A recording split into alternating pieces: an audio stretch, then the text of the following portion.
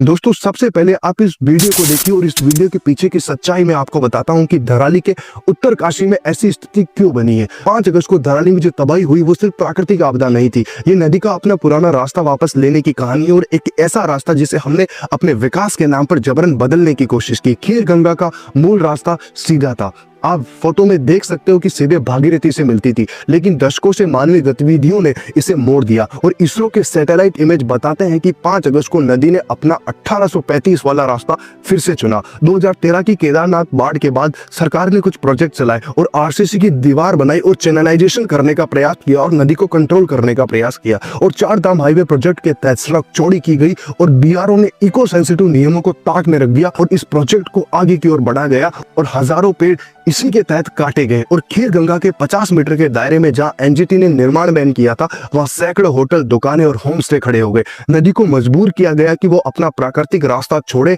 और दूसरी तरफ मुड़ने को मजबूर किया गया, लेकिन प्रकृति कभी नहीं भूलती है। उसी दिन 5 अगस्त के दिन 1:30 बजे के लगभग ग्लेशियर फटे, बादल फटे और एक साथ पानी और मलबे का वेग इतना था कि नदी का जो मुड़ा हुआ रास्ता है, नदी उस पर नहीं बही और प्राकृतिक रास्ते पे सीधे के सीधे बह गई जहां पर निर्माण के कार्य हो रहे थे। इसरो के सैटेलाइट बता रहे हैं कि नदी 750 × 450 मीटर 20 सेक्टर इलाका पूरी तरह से बदल गया। पुराना धराली जो नदी के दाहिने तरफ बसा था उसे कुछ भी नहीं हुआ और जो नया धराली बसा है जो कि नदी के रास्ते में बसा था वो पूरी तरह से मिट चुका है। अब भागीरथी भी अपना रास्ता बदल रही है और नुकबा गांव को नया खतरा है। ये धराली गांव की कहानी है, लेकिन सबक पूरे हिमालय के लिए है। प्रकृति से छेड़छाड़ का नतीजा हमेशा भयानक होता है। दोस्तों, प्रकृति कभी किसी को ठेस नहीं पहुंचाती है।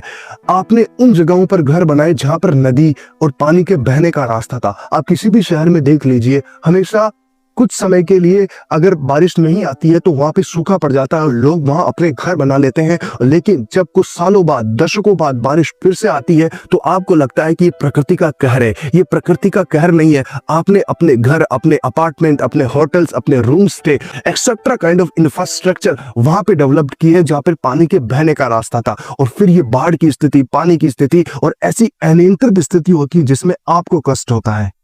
जय हिंद।